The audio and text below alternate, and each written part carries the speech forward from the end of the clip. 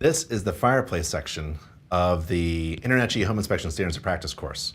Now again, use this video as supplementary to going through the course. We recommend opening it up in a new window, playing it as you go along through the course content. Now, I know what you're asking, fireplaces? I live in Florida. There are no fireplaces. Well, there are some. Not all houses have fireplaces, but many do. In certain climates and geographical areas, fireplaces are very common. If a fireplace exists in a house, there are a few things a home inspector is required to inspect. There are many things that a home inspection does not include, such as the interior chimney flue liner.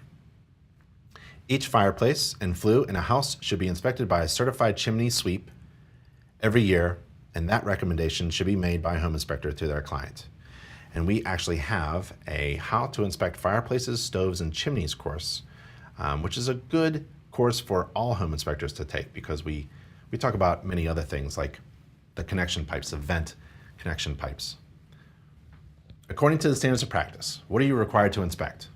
There are a few things. The inspector shall inspect readily accessible and visible portions of the fireplaces and chimneys. You shall inspect lintels of the fireplace openings, damper doors by opening and closing them, if readily accessible and manually operable. And the inspector is required to inspect clean outdoors and frames, the non-combustible clean outdoors and frames. So if you're inspecting a chimney, chimneys should project at least 2 feet above the highest part of a pitched roof and anything else that is within 10 feet. A chimney should project at least 3 feet from its penetration from the roof. And that's a required minimum height that may vary slightly. And unlined chimneys, chimneys with no interior flue liner, are hazardous, and they should be further evaluated by a chimney sweep. That's a major defect. In this inspection image, taken during a home inspection of a chimney, this is a concrete cap on top of a masonry chimney that is in poor condition, as you can see. The cap is a defect. It's deteriorated and cracked into many pieces. And this condition is prone to water penetration into the chimney structure, which could cause more damage. Correction and further evaluation from a certified chimney sweep is recommended. Chimney cap. Masonry chimneys should have a cap made of stone, metal, or concrete with a drip edge. And the cap should be sloped to shed water away from the top. Lintel. The lintel is located over the fireplace opening and supports the masonry above. It must be made of non-combustible material. The damper. It's located above the fire and is used to control the combustion and prevent conditioned room air from escaping up the flue. Fireplaces really aren't energy efficient. They're nice to have and look at, but terrible with energy. The damper must be made of a ferrous material. The damper must be operable from the room containing the fireplace. You can have a damper at the top of the chimney near the cap, but there should be a chain, a wire, and some kind of handle at the bottom. The inspection image here is of a damper door that was opened and closed manually by the home inspector during the home inspection. The inspector recommended a chimney sweep to clean and inspect further the fireplace and chimney system. As you can tell, there's a lot of soot and a bit of creosote built up. In this illustration, you can see there is a concrete slab for the fireplace, hearth, inside the fireplace. And within inside the fireplace, there's an ash dump. That's a metal cast iron door. You open it up and you dump the ashes in there. It goes into the ash pit. Now to clean that out, it's usually from the outside. Sometimes it's in the basement. Usually from the outside, you can find a clean out door. The clean out for an ash dump must be made of ferrous metal or a masonry door and frame built to stay tightly closed, non-combustible. An access for the clean out door should be provided and made readily available so that the removal of ashes does not create a hazard, a fire hazard within the house. According to the standards of practice, the inspector shall describe the type of fireplace. Home inspectors may describe the type of fireplace to be either commonly a masonry fireplace or a factory-built fireplace, which is basically made out of metal. Factory-built or prefabricated fireplaces are found in many homes because they are less expensive to install than masonry fireplaces, and they come in a wide range of styles. Some factory-built fireplaces have zero clearance requirements to combustibles, which means that the house wooden framing can come in contact or be very close to being in contact with the fireplace components. This inspection image, taken during a home inspection, is of a wood-burning factory-built fireplace. A masonry chimney has its own footing and is built in a way such that the chimney provides no support to nor receives support from the house structure. Sometimes you'll find that the two are integrated with each other, even strapped to each other. If you find that, sometimes someone has come by and tried to support a leaning chimney because the chimney's foundation, the masonry foundation, has settled.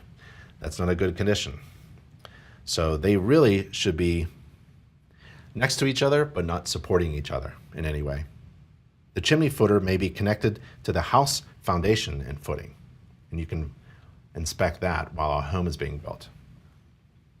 According to the standards of practice, the inspector shall report as in need of correction evidence of joint separation, damage or deterioration of the hearth extension, or chambers.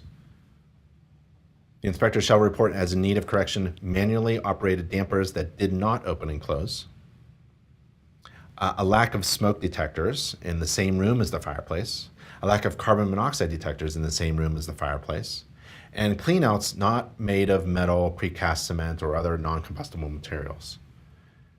This inspection image is of a masonry wood-burning fireplace in a house with a hearth and surround. Very good.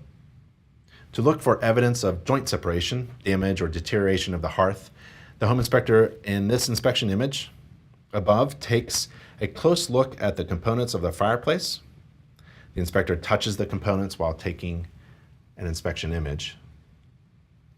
The inspection image here is of the hearth extension in front of the fireplace opening. So the hearth is used a lot, that's a term. The hearth is actually inside and outside. So the hearth extension is the part outside the fireplace opening. The width of a brick could be, in this picture, 3.5 to 3 5/8 inches. The inspector may multiply the width by the number of rows of bricks in order to estimate the size of the hearth and hearth extension.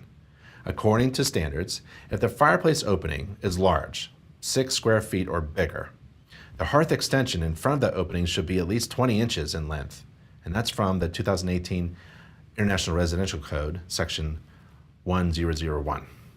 And according to these standards, if the fireplace opening is large, 6 square feet and bigger, the hearth extension on each side of the opening should be at least 12 inches in length.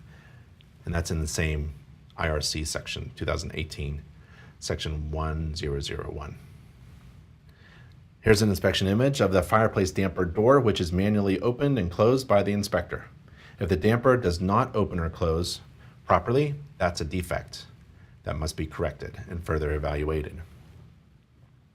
A lack of a smoke detector and carbon monoxide detector, a lack of them, an absence of them in the same room as the fireplace is a defect.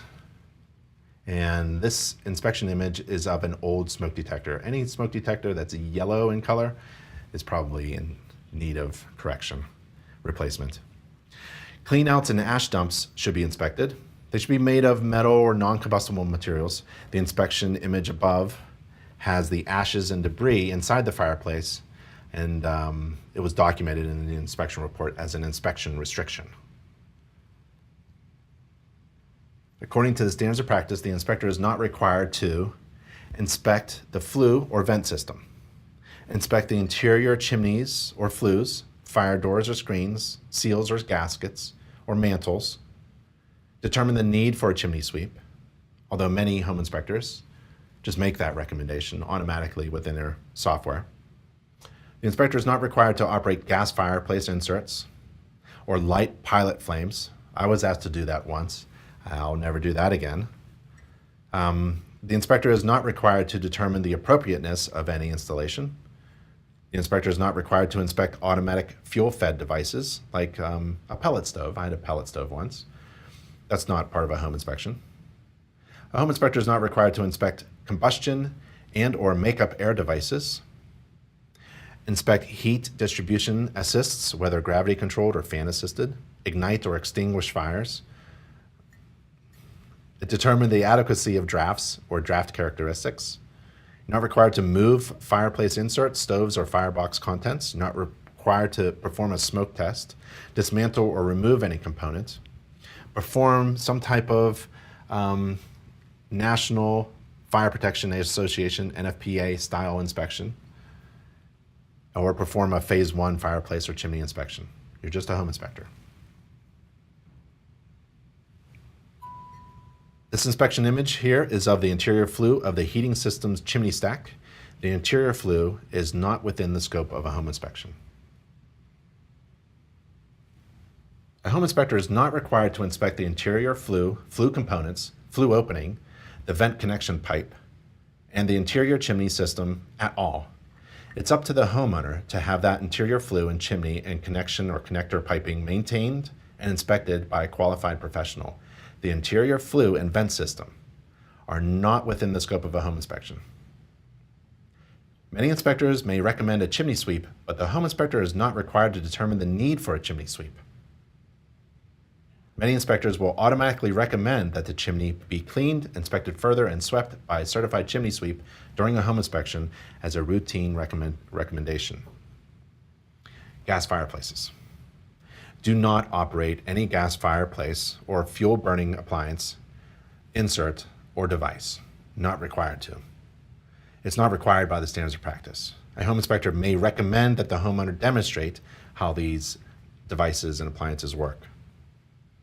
Pilot flame. Never ignite, turn on, light a pilot flame. Never ignite or extinguish a fire in a fireplace. Combustion air. A home inspector is not required to inspect the combustion air or makeup air, appliances, device, or make calculations or measurements of such conditions. A home inspector is not required to inspect, measure, test, or determine drafts, or draft characteristics. A home inspection is restricted by wood, soot, and ashes observed at a fireplace during a home inspection. The inspection image here is of the fireplace hearth. That's the interior floor surface of the fireplace, which this home inspector here is touching. That's the hearth. And the fireplace hearth extension is the outside part in front of the fireplace opening, and that's the red brick. So the darkened black brick that the home inspector is touching is the hearth, fireplace hearth, and the fireplace hearth extension is the bricks that are red or cleaner.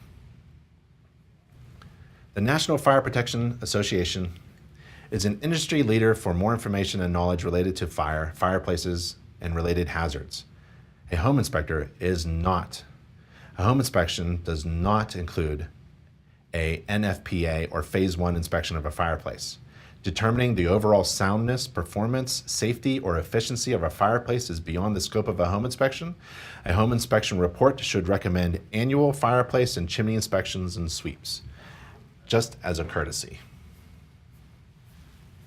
And that is the fireplace section of the InterNACHI Home Inspection Standards of Practice course. Let's go to the next section.